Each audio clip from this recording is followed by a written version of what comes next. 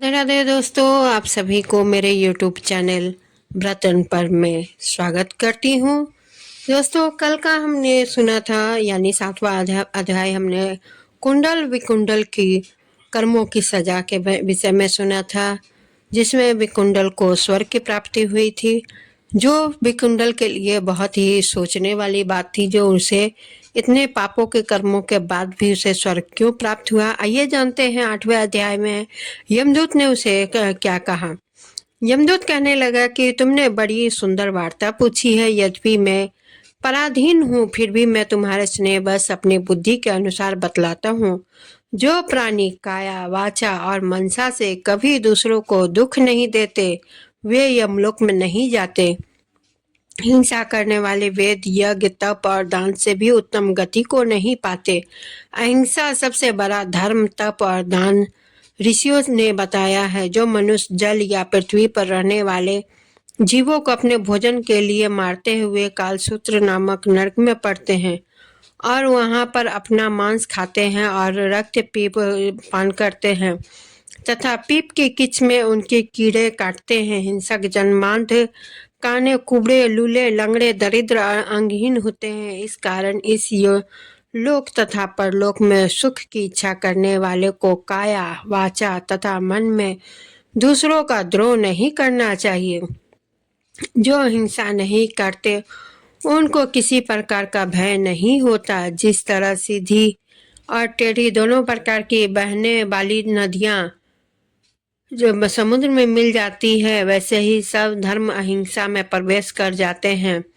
ब्रह्मचारी, गृहस्थ, वानप्रस्थी तथा यति सभी अपने अपने धर्म का पालन करने और जितेंद्रिय रहने से ब्रह्मलोक को प्राप्त करते हैं। जो जलाशय आदि बनाते हैं और सदैव 5 यज्ञ करते हैं, वे यमपुरी में जाते हैं। जो इंद्रियों के वशीभूत नहीं है, वेदवादी और नीति ही अग्नि अर्थात हवन आदि का पूजन करते हैं, वे स्वर्ग को जाते हैं। युद्ध भूमि में जो शूरवीर मर जाते हैं, वे सूर्य लोक को प्राप्त होते हैं। जो अनाथ स्त्री शरण में आए हुए तथा ब्राह्मण की रक्षा के लिए प्राण देते हैं, वे कभी स्वर्ग से नहीं लौटते। जो मनुष्य लूले लंगड़े वृद्ध अनाथ तथा गरीबों का पालन करते हैं, वो भी स्वर्ग में जाते हैं। जो मनुष्य गौओं के लिए पानी का आश्रय करते हैं तथा कुआं, तालाब और बावड़ी बनवाते हैं, वे सदैव स्वर्ग में निवास करते हैं। जैसे जैसे जीव अपने पानी पीते हैं, वैसे वैसे उसका धर्म बढ़ता है। जल से ही मनुष्य के प्राण हैं और इसीलिए जो प्याऊ आदि लगाते हैं और वह अच्छे स्वर्ग को प्राप्त होते हैं।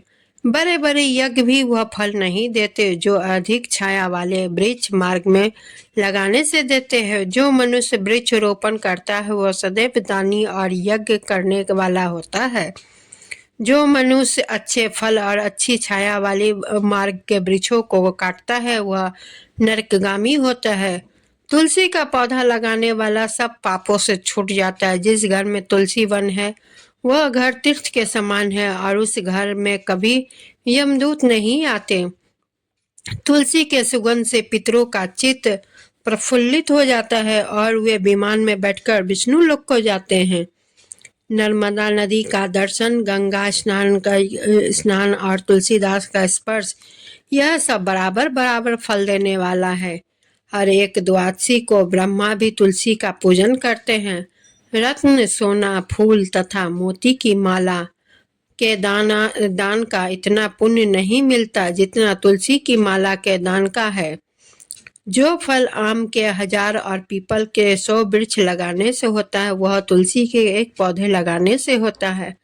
पुष्कर आदि तीर्थ, गंगा आदि नदी, वासुदेव और देवता सब भी तुलसी में वास करते हैं।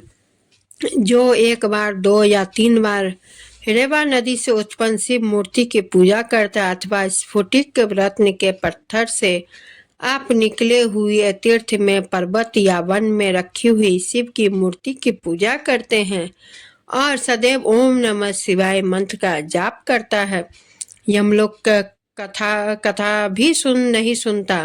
प्रसंग शत्रुता अभिमान से शिव पूजा के समान पापों को नष्ट करने वाला तथा कीर्ति देने वाला 3 लोकों में और कोई काम नहीं है।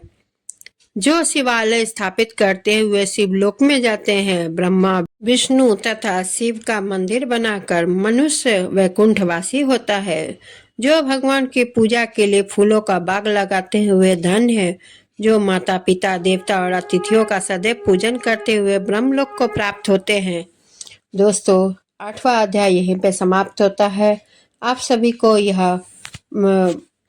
आप सभी को मेरी ये कथा कैसी लगी कमेंट में ज़रूर बताइएगा और वीडियो को लाइक शेयर करना ना भूलें। चैनल को सब्सक्राइब